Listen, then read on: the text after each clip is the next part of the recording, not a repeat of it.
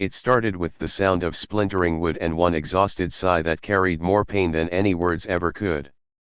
I had only stepped outside to bring my trash bin back from the curb when I saw my elderly neighbor standing alone beside a broken fence, one weathered hand gripping a hammer while the other trembled just enough to make every nail miss its mark.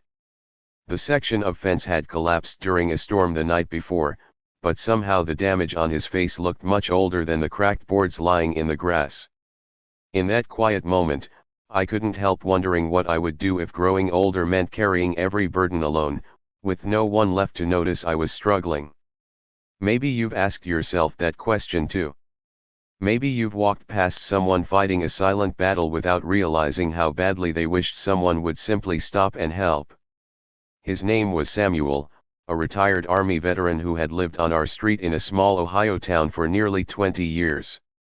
Everyone respected him, but very few truly knew him. He always waved politely, kept his lawn neat, and attended church every Sunday wearing the same carefully pressed jacket decorated with a tiny American flag pin. People often thanked him for his service, but after those brief conversations ended, they returned to their busy lives while he disappeared behind the old wooden fence surrounding his little house.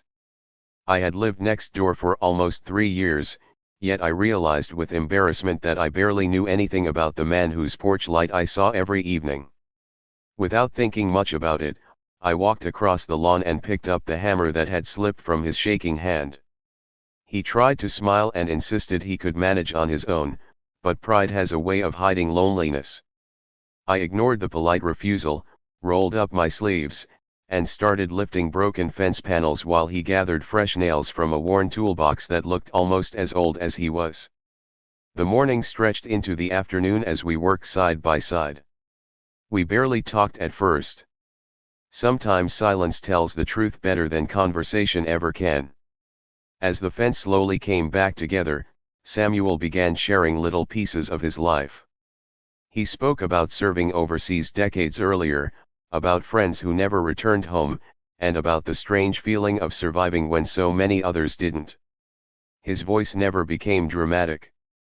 Instead, it stayed calm, almost gentle, which somehow made every memory feel even heavier. He admitted that after losing his wife, Rebecca, to cancer 6 years earlier, the house had become painfully quiet. Their children had moved to different states, calling whenever they could, but busy schedules and growing families made visits increasingly rare. He never blamed them. He simply accepted that life keeps moving, even when your own world feels frozen. Hours later, as we tightened the final board into place, Samuel leaned against the repaired fence and stared at it for several seconds. His eyes filled with something I couldn't quite recognize. Gratitude mixed with grief. Relief mixed with memory. Then he quietly said there was someone he wanted me to meet. For a brief second, I assumed one of his children had unexpectedly arrived.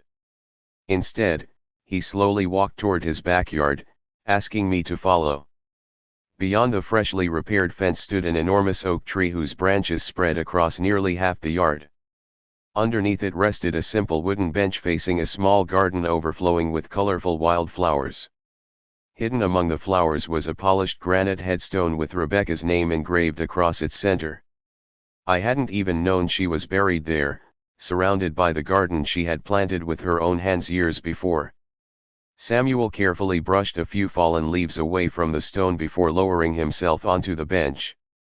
He explained that Rebecca had loved helping people far more than receiving help herself.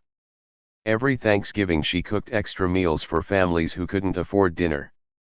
Every Christmas she secretly bought presents for children whose parents were struggling. Even while battling cancer, she spent her remaining strength comforting other patients instead of complaining about her own pain. Before she passed away, she had asked Samuel to promise that no matter how lonely life became, he would never stop believing there were still good people in the world. He confessed something that caught me completely off guard. Ever since Rebecca died, he had quietly wondered whether he had failed to keep that promise. The neighborhood had changed. Familiar faces moved away.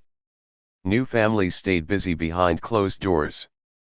Weeks sometimes passed without anyone knocking on his door unless they were delivering mail or packages.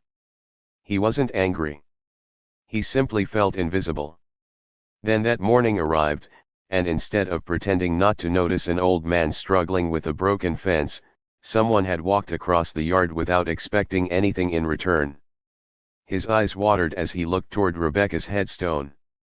He softly admitted that if she could have seen what happened that morning, she would have smiled the same smile that once filled every room of their house. Hearing those words settled heavily inside my heart because I realized something painfully simple. Sometimes the smallest act of kindness becomes the answer to a prayer you never knew someone had whispered. Over the following months, everything quietly changed.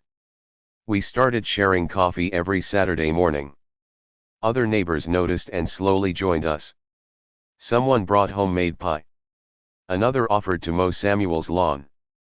Teenagers from the church youth group helped clean his gutters before winter.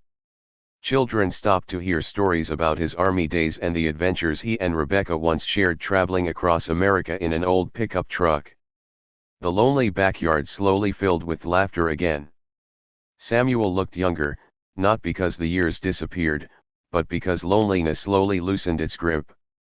His shoulders straightened. His smile lasted longer. Even his garden seemed brighter as neighbors brought fresh flowers throughout the seasons. What began with one repaired fence quietly rebuilt something much more fragile than wood. It rebuilt connection. One chilly autumn afternoon, nearly a year after that storm, Samuel handed me a folded photograph. It showed him and Rebecca standing beside the very fence we had repaired, both laughing as if life would never grow difficult. Written across the back in Rebecca's handwriting were simple words, "A home is strongest where kindness lives." Samuel told me he wanted me to keep the photograph because kindness had found its way back home. Not long afterward, Samuel peacefully passed away in his sleep. His funeral filled the church beyond capacity. Veterans stood proudly beside young children, neighbors embraced one another, and stories of his quiet courage echoed through every pew. Standing there, holding that old photograph, I understood that fences are never just fences. Sometimes they become bridges between lonely hearts waiting for someone brave enough to cross first. Before this story ends, tell us in the comments, have you ever experienced a small act of kindness that changed your life or changed someone else's? As I walked past Samuel's house one final time, the repaired fence still stood strong beneath the old oak tree, protecting the garden where Rebecca rested. It reminded me that the greatest legacies are rarely built with money or fame. They are built with ordinary moments of compassion that quietly live on in the hearts of others long after we're gone. And if this story truly touched your heart, please like, comment, share, and subscribe so more people can be reminded that one simple act of kindness can change a life forever.